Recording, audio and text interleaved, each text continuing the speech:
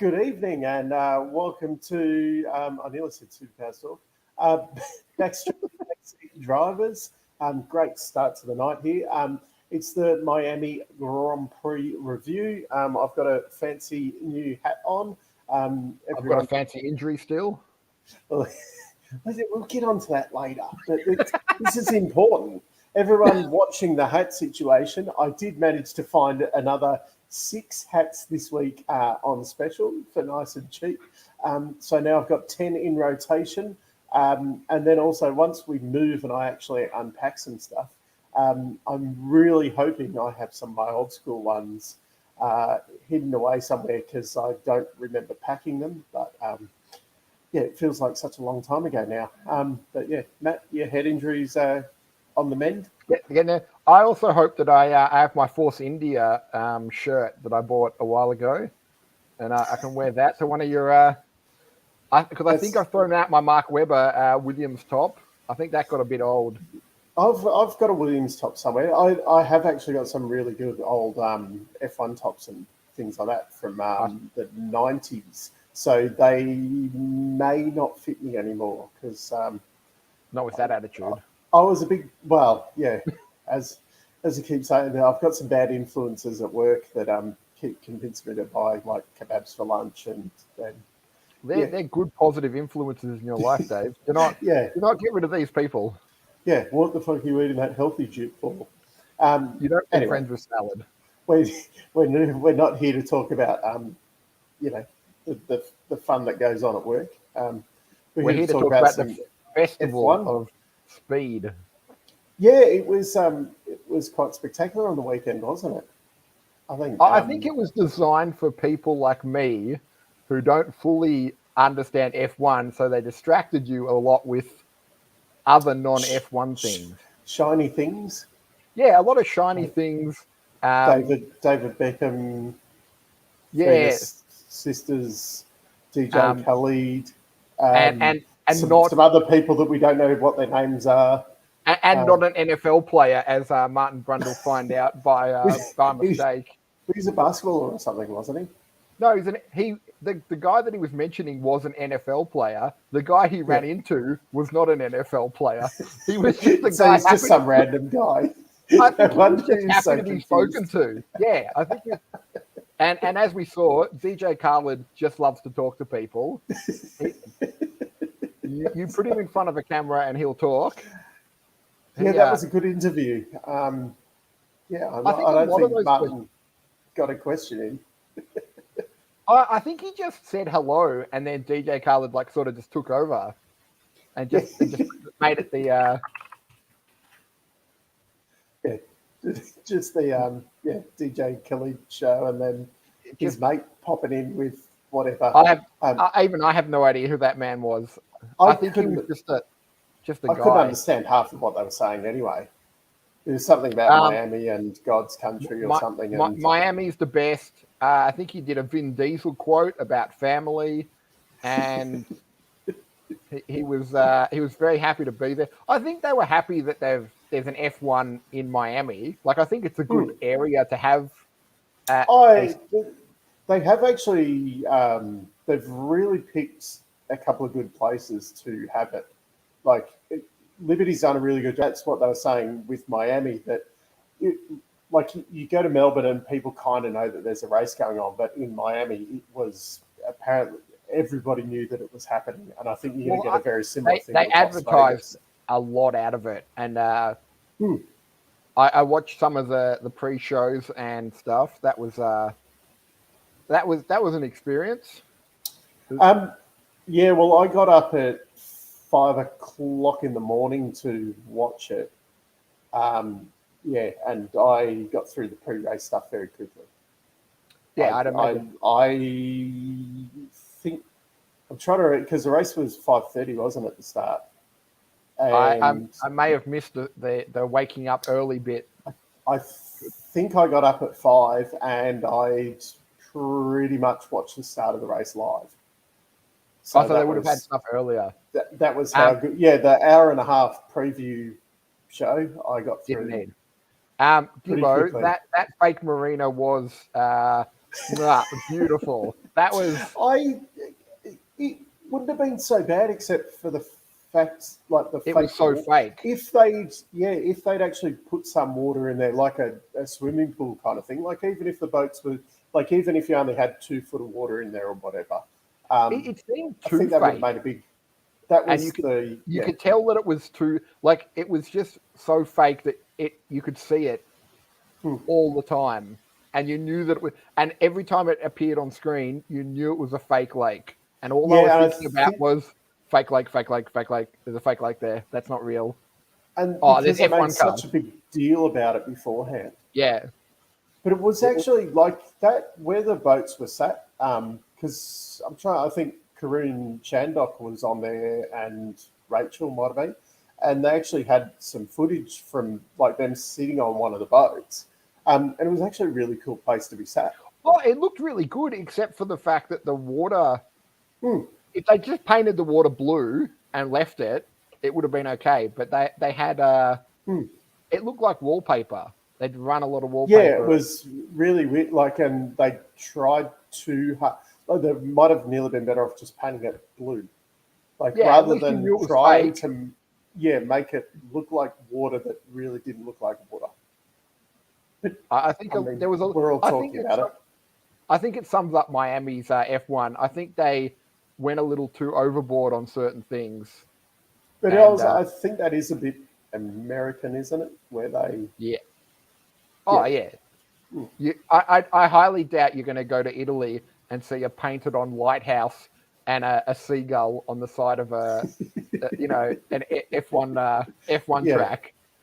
I think that's an American... They even said it was like the Super Bowl of the F1.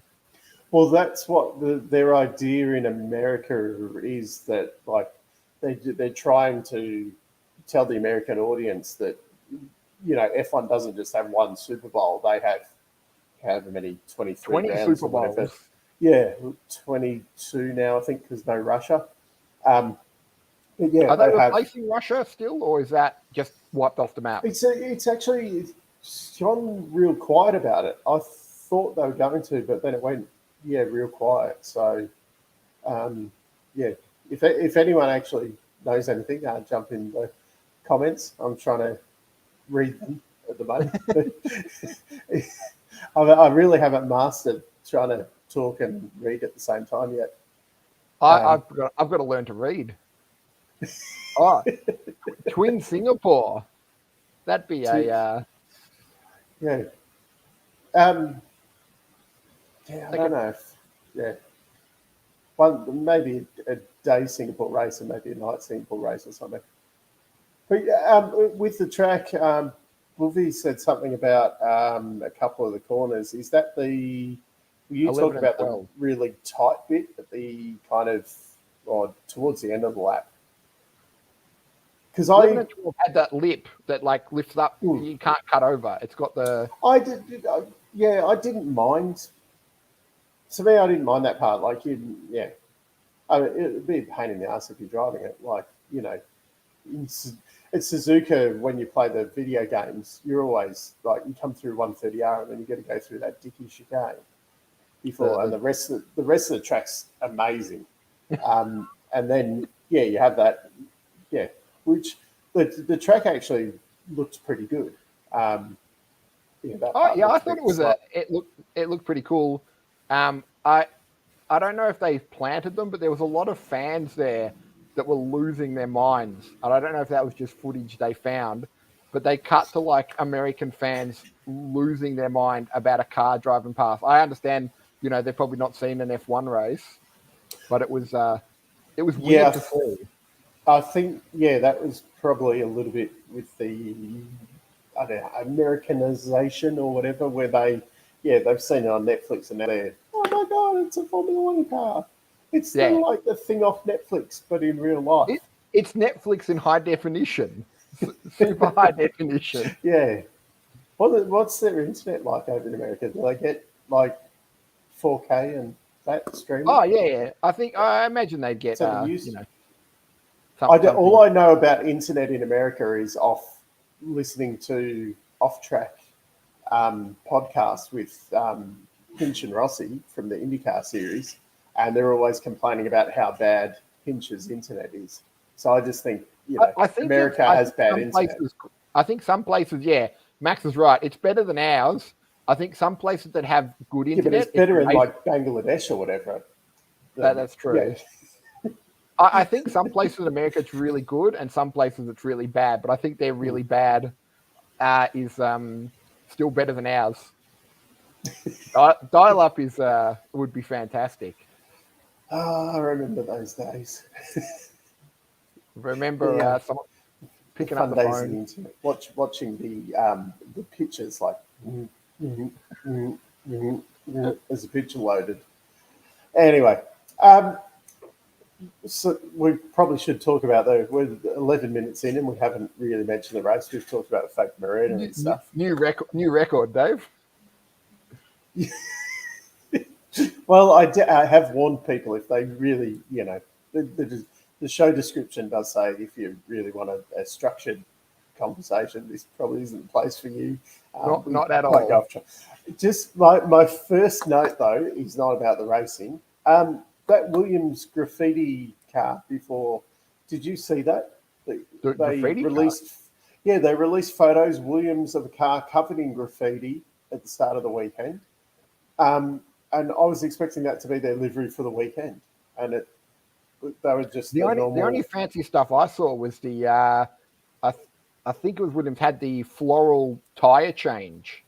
Their the hubcap. One of them was painted a different color when they did the final. Oh, okay. I didn't see that. They did a couple. Notice. Go. Because I had a question that I noticed from the pit stops. Do the F1 drivers get assigned pit stop locations? Yeah. You mean the teams obviously, yeah. No, but I mean, like, you've got what, 10, 12 pit stop locations. Are they determined 10, 20, yeah. Are they determined teams. 10 teams, 2 cars? Are they determined at the start of the season, or is it for each race? In general, it runs from like the Constructors' Championship through so Mercedes will generally have the first pit at the moment, and then Red Bull would have the second, Ferrari the third. Some circuits, it depends on the garage sizes and that. So the bigger teams will then get, if there is a difference in the size of garages. But say like Melbourne, I'm pretty sure all the garages are the same size in Melbourne, and they run it, like Mercedes, Red Bull. I'm trying to think who came third last year. Was it McLaren? Probably McLaren. They did okay. Yeah, because Ferrari was like down in 5th or 6th in the championship. But then some circuits you will see that they'll run, like Mercedes will have the first pit.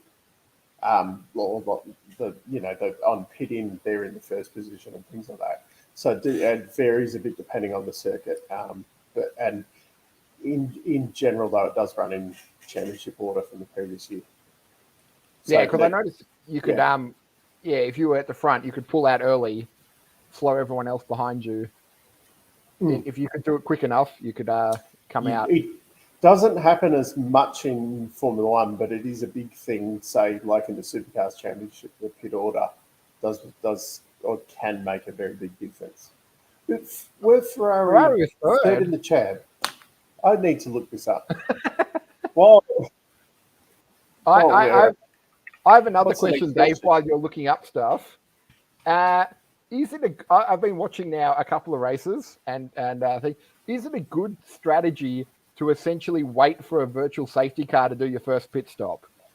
If you're in a position like that, yes.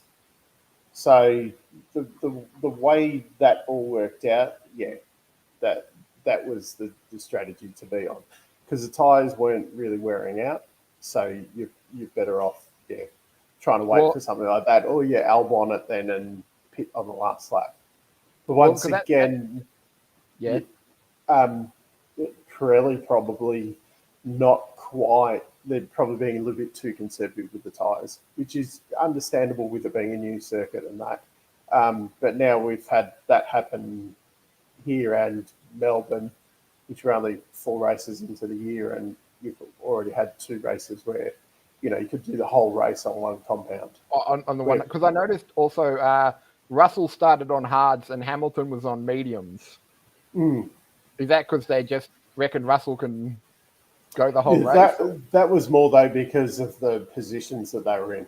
So I think Russell was the only one that kept his position on the hard tyres at the start. Everyone Lewis else lost a position. Yeah, but there was a few other guys who started on hard tyres and they went backwards very quickly at the start. So I think Albon was on the mediums, and he actually overtook all of the other hard. The guys who started on hards. Russell was the only one that he didn't get past, and Russell was the first of the hard guys. So if you started Lewis on the hards, he probably would have gone backwards and lost track position, which wouldn't have been the right move from where he started. So although now you turn around and Hamilton has his crime, whatever, about getting the dud strategy and whatever, at the start of the race, if he was in that position and you'd started him on the hards, that probably would have been the wrong strategy because he would have gone backwards, and you just open yourself up to you might get hit or something as someone's trying to come past you. Like someone hit Hamilton and he had a little whinge over the radio. There was because they broke the car, but when he did that, they showed the footage. It was just 2 tires touching.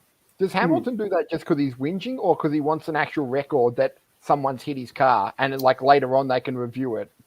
There's a bit of it is for the stewards and that, so that they blow up on the radio, so then the stewards are more likely to look into it.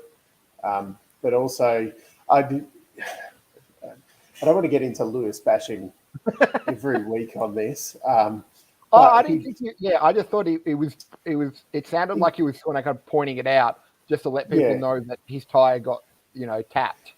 Yeah, and it's like he seems to this kind of fuels him. Like, I'm the underdog. I got crashed into and my car was broken and I still did this. I wish I was a 7-time champion underdog.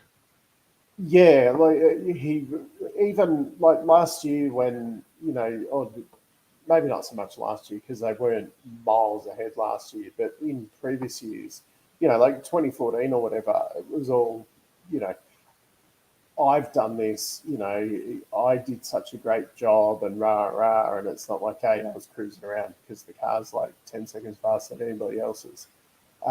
It's like I got through all this adversity to win the race. Hamilton does love Hamilton a lot.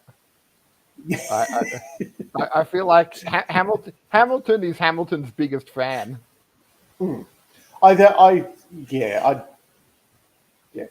He's an interesting character. I also think George is George. I think George is now should be the number 1 driver. Which brings me another question, Dave. Yeah. Do you think Lewis will win another race this year? I think they probably will, because once they sort out the porpoising, I think they'll be able to run with the others, and given once the car's back, I think he'll come out and smash at least a couple, but as Lee said, but I think they will fix the car at some point. I think. I'd be surprised if they got it that wrong. I heard they had another setup that they could have used Miami, because they've got the pod system set up, don't they? So they can use it to stop the thing. I don't know. Oh, okay. I think I said before, if I was them, I'd try the original side pods on the car. Yeah. Somewhere, just even if you go out, like in Spain now, you go out free practice 1 or whatever, one car has the no side pods, one car has those launch side pods on it, and just see see what happens. Does Hamilton risk it and take the pods, or does he give them to George if they're not very good, and so he can become, number one again? Yeah, that's a tough one as well. Like, because do you get the guy who's been driving with the team long term, or do you get the new guy to test something like that? And that's another thing as well. Like, in Lewis's defence, he's come from an extremely well sorted car for so many years, whereas George has been driving, a shitbox of a Williams. So when he comes into, like, the Mercedes is probably relatively still a better car, whereas Lewis is like, this is crap. Like, it's not what I'm used to. Yeah, I'm just used to doing what I want. And that was like when Ricardo came into Red Bull, was it the big regulation change, and Seb went from having a car that he could do whatever he wanted with kind of thing to a shitbox. Whereas Dan had come from the Toro Rosso. So he's like, hey, this thing's pretty brilliant. amazing. Yeah, I can do whatever I want with this car. So, yeah, there's a little bit of that.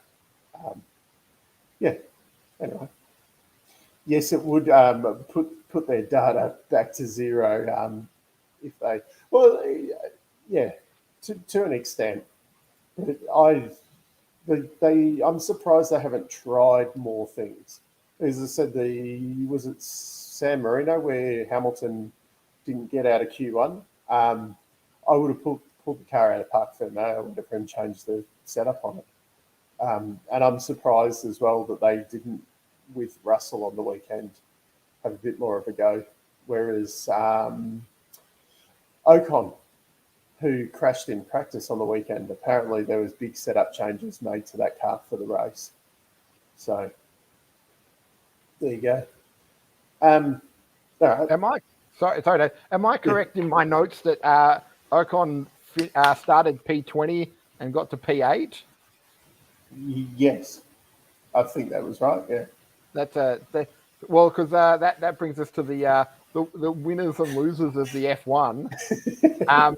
I would like to nominate the winners this week, which is weird for us. Lewis Hamilton and Seb for their watches and underpants presentation. And I'd like to give full points to Seb for wearing his underpants on the outside, because I noticed there was a lot of fancy dress at Miami. I don't know if this is a regular occurrence, but there was the underpants, the watches, the American football helmet that I believe Seb had to wear at the end of the race, there was and the police escort. The trophy ones or whatever. Oh, the police escort and to go to the podium. Yeah, and Ginger Spice and Mr. Spice had to run because they were behind the police. They're going to run them over. That was. I think that sums up why that was purely American, just having way too much fanfare for that. That was a bit much. I think a lot of people said it that the American helmet was a little too American. Yeah, I mean, like, they've had the cowboy hats in Austin and whatever the Russian, woolly mammoth hats or whatever, things like that. They have, they have tried different things. The football helmets did look a little bit silly. I'm going to make another prediction, Dave. Vegas 2023, the trophy is going to be a pair of dice. I'm just mark my words. That might not be too bad though. It would be worse if it was like a dice hat or something. They've heard it now, Dave. They're going to do it. It's already done. You heard it here first. Yeah, we called dice hats on the dice hat. No, it'll be a roulette wheel and it will spin. That's the trophy. Oh yeah, it'd be like a championship belt, and it will spin. Pick your prize. So all this stuff with the underwear and the jewelry and stuff. Apparently, these rules have been there forever. and they've kind of ignored them for a long time. But after Abu Dhabi last year, certain people were crying about, we have to follow the rules and everything by the letter of the law. And it seems to be the similar people getting tripped up now by them actually following the rules. So, yeah. So what was the rules I understand are you've got to wear all sanctioned outfits and you can't wear too much jewelry, which I believe Lewis... You're not supposed to wear any jewelry. Because of a crash, it would heat up or something. Because Lewis was saying that all his stuff's like titanium and it wouldn't matter and he would be fine. And Seb's just being Seb and good on him. Yeah, I think there was the problem with the underwear stuff, I think, is because it's more with the T-shirts that they wear underneath, I think, because of the branding printed on them. So that they don't actually have the proper, they're all fireproof underwear and stuff. But I think the companies or whatever that they've been using that get the printing on them don't then put the actual, the way they're labelled is incorrect. So they don't technically have the correct, because I think they might be printing on the fireproof label things or whatever, and it's supposed to be like a stitched on label. It's something like it's a real technicality thing, whereas I think the jewelry thing is a bit more cut and dry. Like you're not supposed to have the jewelry in there because and I'd imagine if where do you draw the line? Like if you have big hoop earrings or something like that, and you have to pull a helmet off quickly, to do some medical procedure or whatever, do you end up ripping someone's ear off or whatever as you catch it, or as you say, with them heating up in fires and things like that. And then him also saying, oh, well, I'll sign a waiver so that, no one else is responsible for it other than me. Well, then what happens when, I'm trying to think one of, who were the more outspoken ones about the halo, but then they'll be like, well, I'll sign a waiver that I don't want the halo on the car. Yeah. And then where do you draw the line on safety? But I think that took a season before everyone realized, the halo is actually pretty good. It looks stupid, but it's already like sort of paid for itself, kind of in a way. Yeah, and part of it, I think they probably didn't go far enough with the halo, but that's I think the aero screen in IndyCar is a much better solution if you're going to go that far. You may as well go whole hog and stop everything that can go into the cockpit. Probably a good idea. Yeah, but it's pretty much entitlement. Yeah, you're told they've obviously smart people have decided we need this stuff for safety. Go out and do it. It's also to say but it's titanium and it's safe and whatnot as well. You kind of like, well, there's more than just that fire aspect to it, things like that. So it's a lot more involved than just simply they won't let me wear my earrings. Also, I'm sure he says it like that. Yeah, I heard him. In my mind, that's how he. In your mind, that's how he says all of this. Mum, Cartman. Mum, they won't let me wear my earrings. I have to say that speaking of safety gear, Ricardo won the helmet prize. I think that was Lando obviously gets second. I would have gone for Lando's as number one. I think Lando's from a distance looks really good. Yeah. But I think Dan's, once you look at it up close, they put a lot more effort into it. It was just funnier. His was unbelievable. But actually in the car, it looked like there was a basketball driving the car. Yeah, that looked ridiculous. And like I said, for TV, I think the basketball wins. But I think overall, creativeness, creative. Because when I first saw it, I looked at it and went, "Oh, that's pretty good." And then you look at it up close, and then he's got the license with his face on it and stuff. I think he put a bit of effort. Whoever makes them, brilliant. Yeah. And I really like now how they've freed that up again as well, because they create the SADs whenever it was years ago, because Seb was doing a different helmet for every race. And they're like, dude, it's too hard to tell which driver's in what car. And you're like, well, He's in the big one that's got his number on it. fuck. Well, the problem was because you only had to have really little numbers on the car. So in the old days, you could really only tell the difference between the drivers by the helmets. But then, like Red Bull come along, and all the Red Bull guys had to have a Red Bull logo on, and that they all picked the same Red Bull kind of colours, and you couldn't tell who was who. So it did get very hard, and then they sit lower in the car and everything. But yeah, I like it because you're getting a bit of personality coming through on them now. I imagine Ricardo would have had a fair bit of say, because I think Lando and George went to some NBA games, and Gasly, I think, met Michael Jordan. Yes, I think they turned it into the only that I don't know if you saw the photo, Dave, because I don't know if your viewers are fans of other sports, but they had a photo of Hamilton, Beckham. There's other sports. Yeah. There's other sports other than in a car. There's some with balls, and yeah. So they had Michael Jordan, Tom Brady, and then David Beckham and Lewis Hamilton.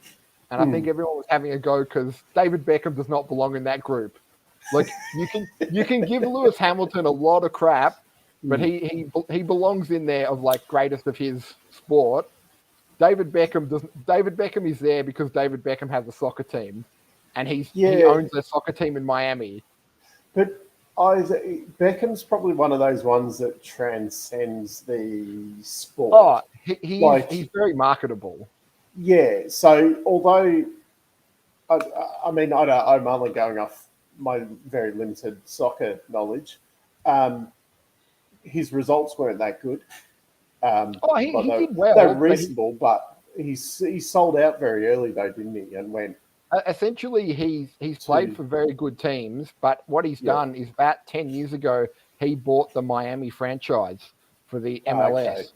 I think he ended up paying like $20 million or some bargain basement price, and now it's worth $1 billion, and he looks like a marketing genius. Yeah. And I think it helps that it's in Miami, where, as we've seen, celebrities will jump on board and make it exciting. He's just on the side. Is soccer taking off in America? It's taken a while. It's still got a bit to go, but it's moving, I think, in the right direction. That's why they had this franchise, and Beckham's bought into it real quickly. I think when he came to America, part of his agreement was, you can pay me less money, but you need to give me the option to buy Miami. So he planned this many, many years ago. And then obviously he was at the F1 to, be seen.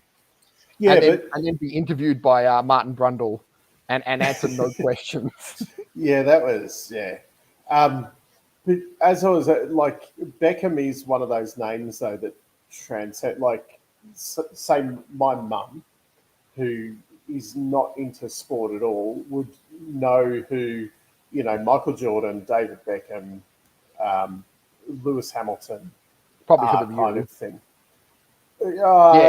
Tom Brady. People generally know. Tom Brady's probably another one bit. that getting into that kind of, like, I mean, within Australia, kind of thing. And like I suppose who, trying to think, like Chris Judd or someone like that was, for AFL, or Don Bradman, and it must have been someone else that played that sport after him, Alan Border or someone. Alan Border, yeah. Oh yeah, I think there's Beckham's certain more of a like Beckham. Yeah, Beckham is one of those names that transcends. Like everybody knows who he is. Brundle's grid walk was my highlight. I've watched that multiple times. I've shown Dave my favorite part where Brundle, I don't think he would say interviews DJ Khaled, Oh no! He gets spoken to. I He think puts a DJ Khaled. microphone in his face and off he goes. Oh, Yeah. I felt like if he didn't leave, DJ Khaled would have spoken the entire time, and he would have been Imagine asked. him and Crofty together. Oh, I'd want DJ Khaled to have like I don't know if you know that, but some sports, like in the footy, they used to have optional commentary. I would like just for the Miami one, I want DJ Khaled just telling me how amazing Miami is. Nothing about the race, Yeah, just special comments. he was pretty excited about it. Yeah, telling I think everyone that he it was was from weird. Like, Miami and yeah, it was like he was really excited and like promoting Miami. And I think it's maybe it's just old Brundle, but yeah, another one. See, Max knows. He no one wanted to speak to old Brundle, and it was essentially he was just walking around, sort of making statements towards I people. I thought they were going to fix this though. After I can't remember who was that idiot last year who wouldn't where they had the bodyguards and stuff. Oh, I saw And that. It was Megan the Stallion. She that's right. Yeah, and um, I thought they I thought they were going to fix that up where they organised it a little bit better and saying to these like dickheads like, "Hey, we're giving you free tickets for the weekend. Like, yep. you're not here just to enjoy it. Like you know you've got to promote it a bit. Like you're getting this opportunity that average people like us Will not be able to go. yeah, that would be the highlight of our lives. Oh Getting what yeah. some of these idiots get, and they just walk around and don't care.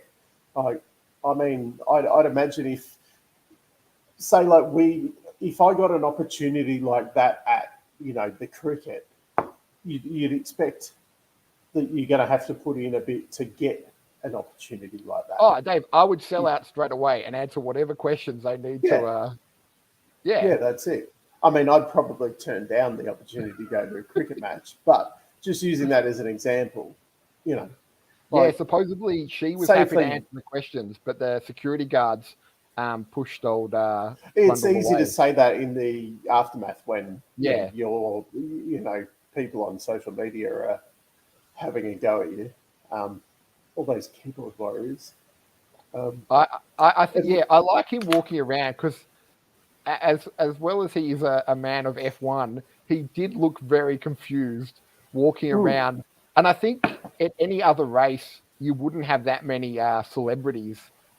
How many people were on the grid though as well? Like even he stood there with the cameraman and just like Yeah, like he was just people. squeezing through Yeah, to yeah, it and then was he had it to was chase down ridiculous. Beckham twice, and then Beckham gave his non-answer. I'm surprised David Beckham didn't talk about Miami and its football team. He essentially just went, "It's really good to be here. I need to go now. Leave me alone, please." Yeah, I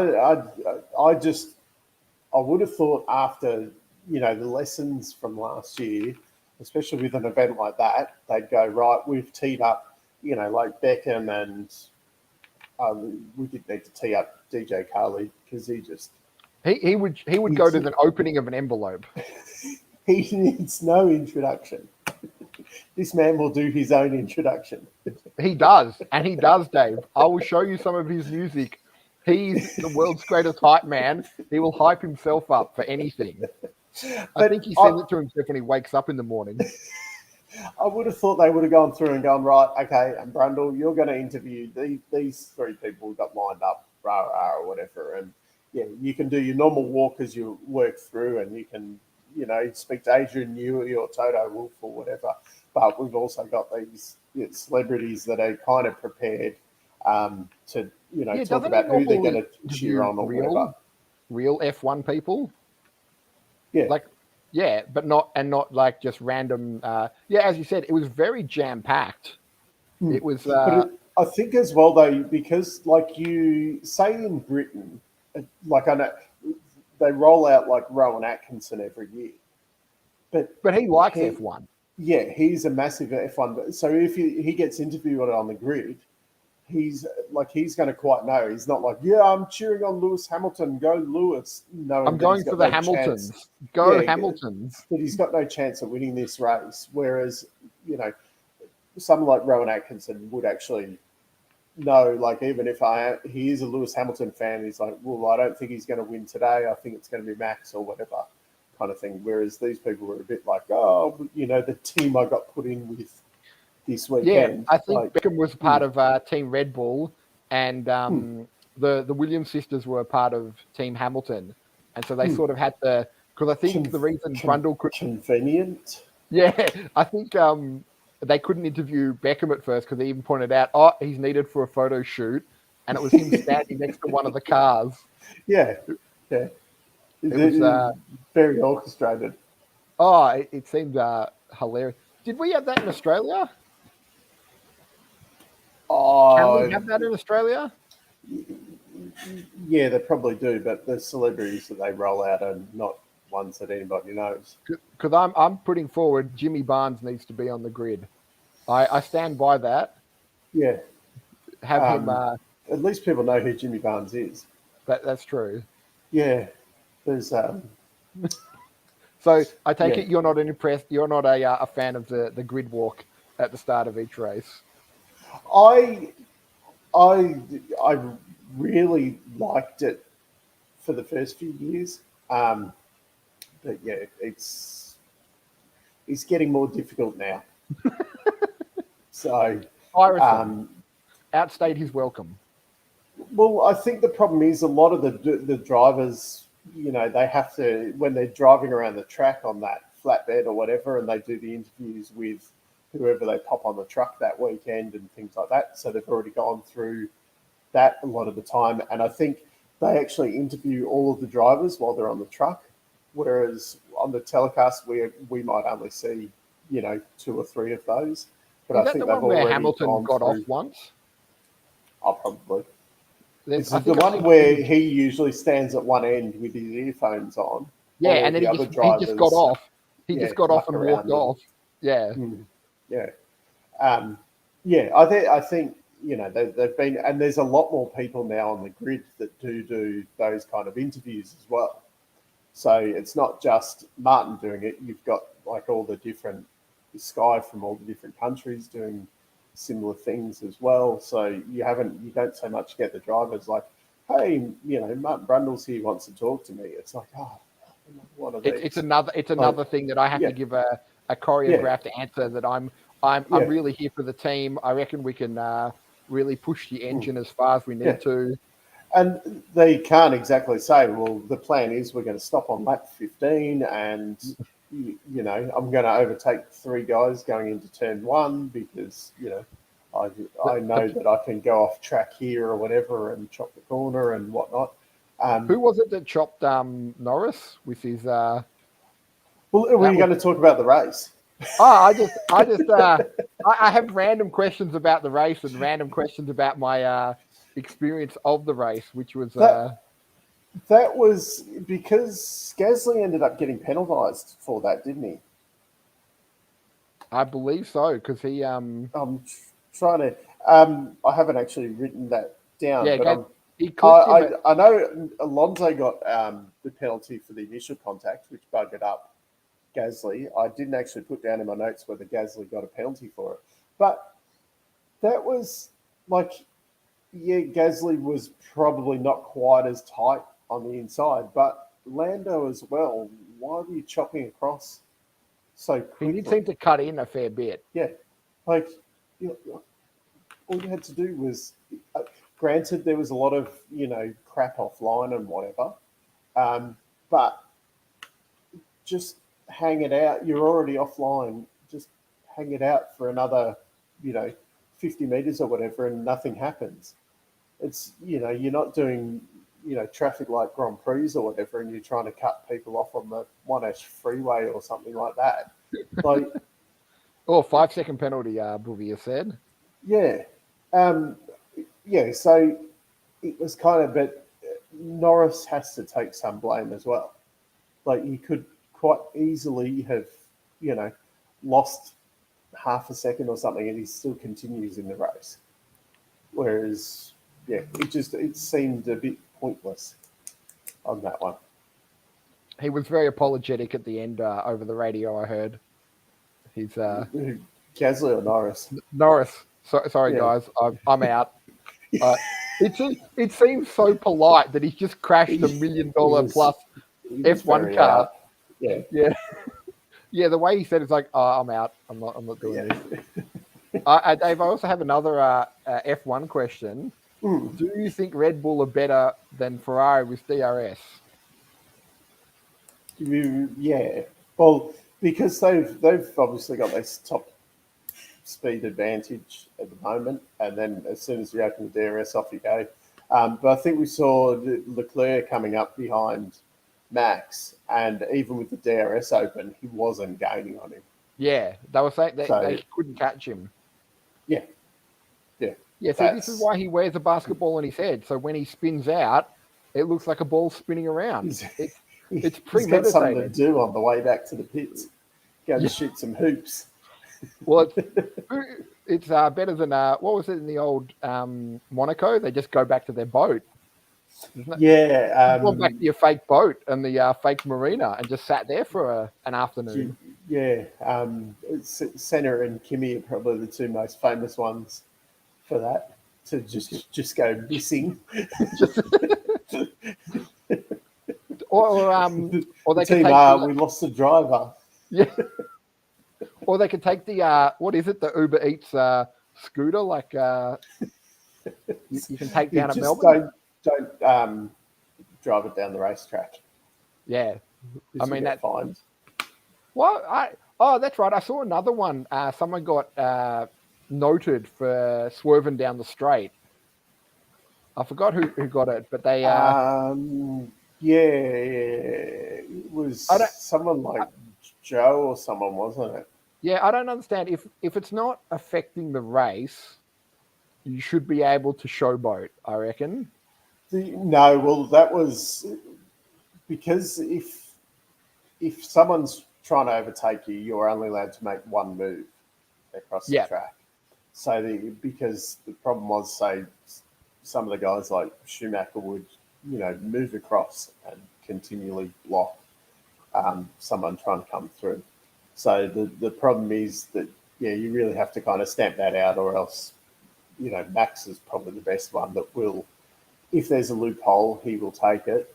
And then you'd end up with him, weaving down the straight. So it's one weave per straight is what, so... Yeah, you're allowed to make one move across. You're not... If there's overlap and things like that, you have to leave enough room and blah, blah, blah. But essentially, you're allowed to make one move so that then the other car has a chance to take the other line. All right, because I still find that an amusing penalty for just weaving. Weaving, but it's not just weaving down the straight. It's because someone's trying to get past you.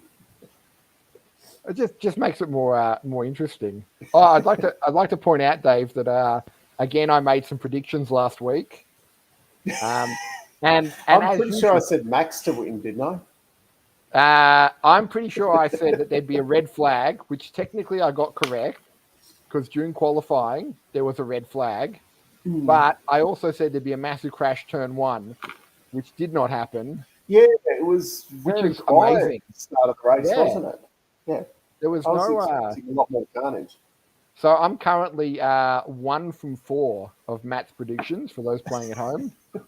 I'll come back with some new predictions for Spain next week. Oh, good. Yeah. Don't worry, Dave. I've got some real winners, I think. keep the average up. Yep. But I thought it was the whole thing was pretty amusing for a non or new or non F1 fan. I think they did make it quite festival-like. And it did. The race, there's a lot of people saying about the race being boring. Not so much happened at the start, but especially once we had the safety car period and that, you didn't quite know if, Leclerc was going to be able to challenge and things like that. Yeah, I think So after the safety car, it got quite good. At the start, it was yeah, kind of just much of a muchness. Off you go, do your it thing. was a bit of a Formula One race where they were kind of holding position. Yeah, But yeah, it wasn't a terrible race. It definitely wasn't, like a Netflix kind of, edge of the seat every lap kind of thing. But yeah, it kept my interest for the whole hour and a half or whatever it was. I didn't find myself, drifting away, or I wanted to wait until the end. So I didn't go racing off to work and, be on time for work or something crazy like that. no, Yeah. none of that. So with next year's Vegas, are they? So they're going to have. It's already been confirmed. They're having all three next year. Mm. Which is the last American event of the F1 next year? Is it Vegas? Vegas, I'm pretty sure, yeah. No, So it'd be Austin. so Yeah, Vegas so I was think because of where they're located and that and the weather, like because of basically Miami, they prefer to be earlier in the year, but I think there's golf or something on beforehand that makes it hard. who cares about golf, Dave? No Well, one this no one is cares yeah, about golf. Even I but don't care about golf, and I like they're cricket. trying to, yeah, exactly. Um, Anyway, I think they're trying to spread out the events during the year for getting the tourists there and stuff. So, but they're saying if they put the F1 later in Miami, the weather is too unpredictable and hot and things like that. And then I think there's issues with where Vegas has to go in the calendar and why you won't see the American races kind of back to back. Because I just feel like Vegas will need to outdo Miami in terms of festival, atmosphere. I think with it being a night race and that on the strip, and it will, yeah, it'll have its own place. I reckon, yeah, because I think the Vegas one probably won't be as tacky, whereas like you have a fake marina. I think they've already got enough tackiness in Vegas, like with the lights and Yeah, I was going to say, yeah, I mean, I've never been to Vegas, but from what I've seen, yeah, yeah, it's got potential. it's it'll be an interesting race. And then my other question, Dave, will Daniel Ricciardo be in a F1 car to race Vegas next year? Because he's I've not looking good. I've really been pondering this, and like I I make these kind of statements a lot of the time in regards to the supercars field, but genuinely, who does McLaren replace him with? If Well, they the decide, two kids they've got, they can't, because from what I've read, they don't have enough super license points yet. yeah, if they decide that Ricardo isn't good enough to be next to Lando, who do you put in that seat? Do they have anyone That's that's available at this? Let's say Ricardo tomorrow just decides, you know what, I've had enough. I'm going to start my wine. I'm going to work at my vineyard and make wine. Who do they yeah. replace him with for I Spain? mean, Piastri is available, and then you've got like Van Dorn, Nick De Vries, that are. I think they're contracted to Mercedes, but Mercedes has essentially said you can, Borrow them. any one of our customers can have these guys to fill in if need be. But with Van Dorn and Nick De Vries, they've already decided that they are not. They're both McLaren juniors, and they've decided that they're not good enough to have an F1 seat. So why would you turn around now and say, oh, well, let's get Nick De Vries in instead of Daniel Ricciardo? Other than, we'll probably save $19 million a year. But I don't think that's a bigger issue at the moment. The paying drivers because of the spending cap and all that.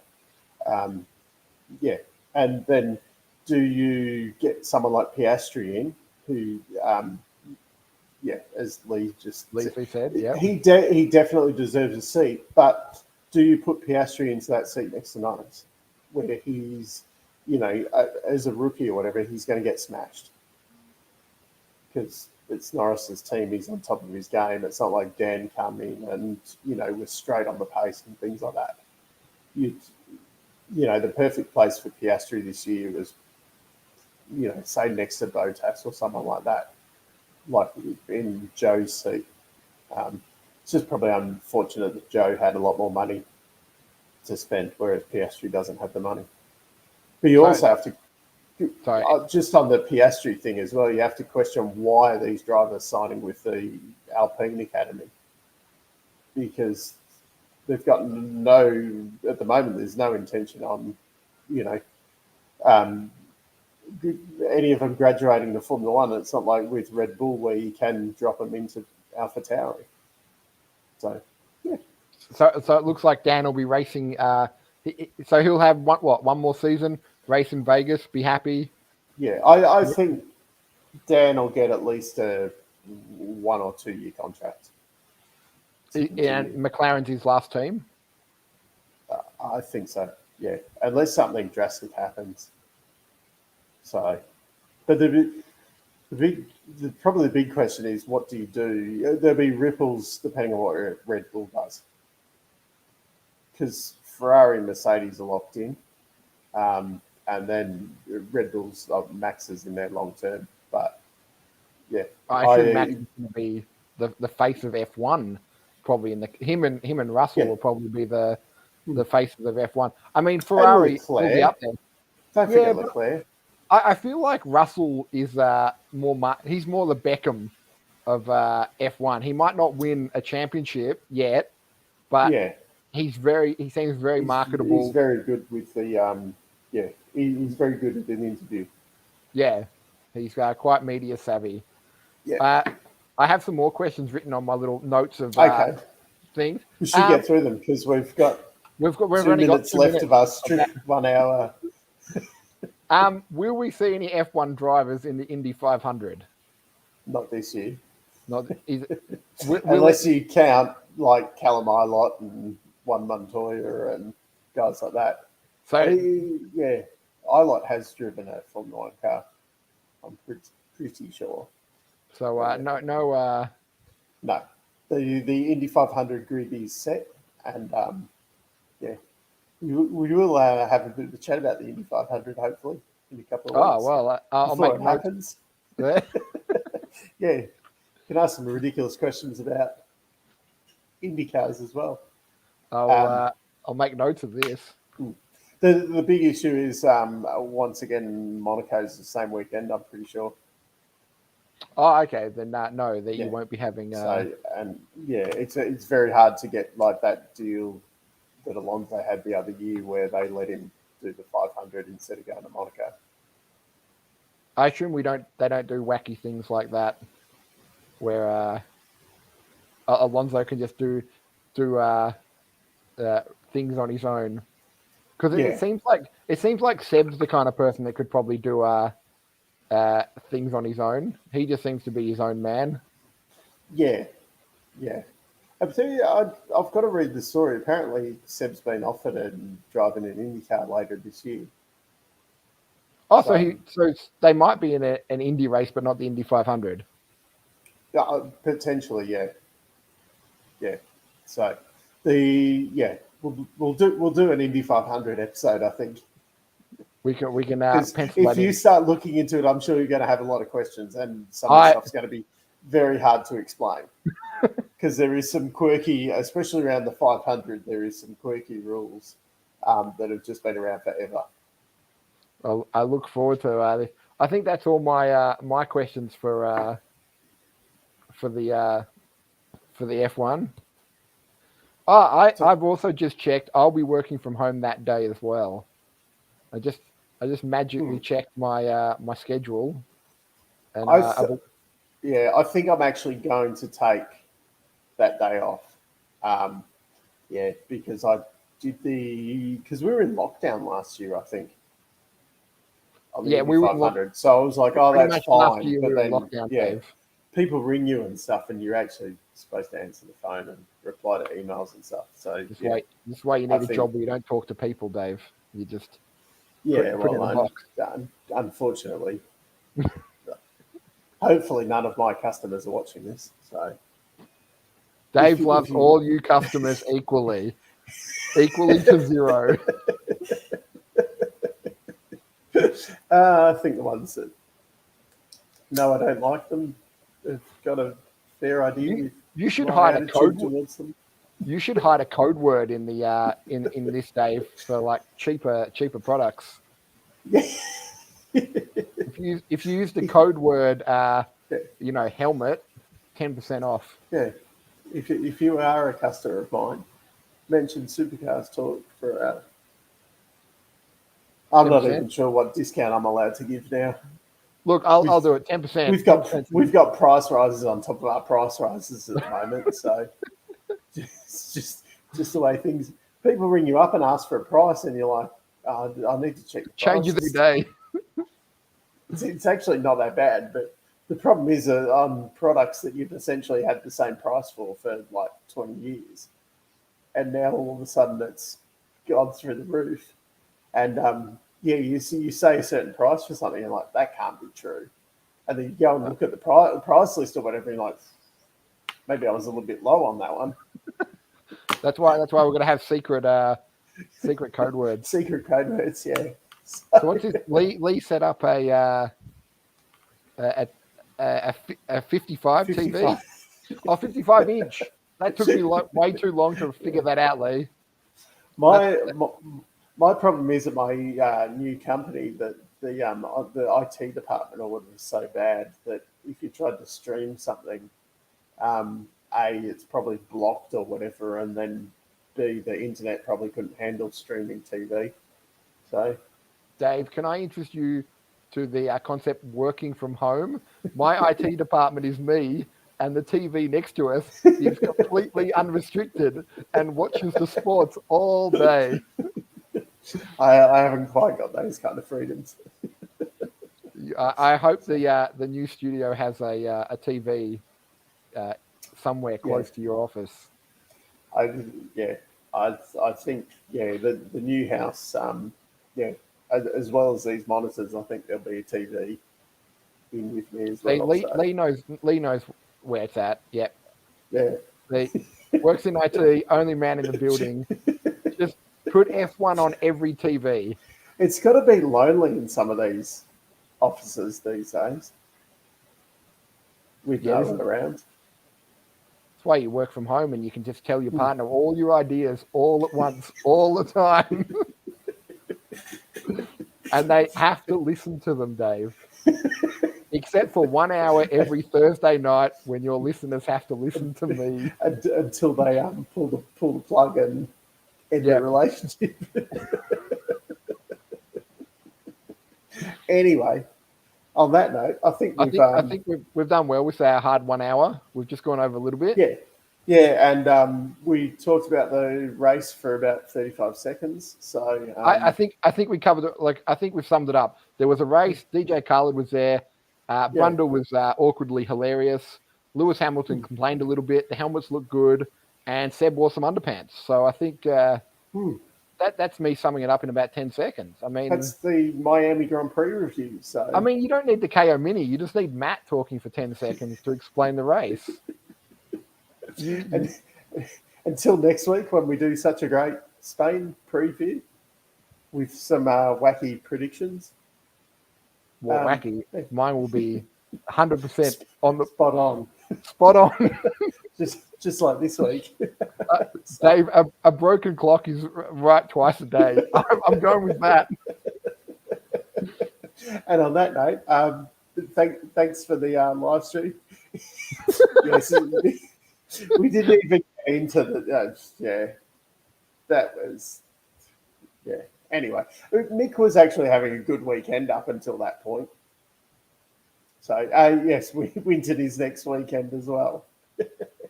We have much to make predictions about then. All right. Thanks everyone, and we'll see you the same time in the same place next week.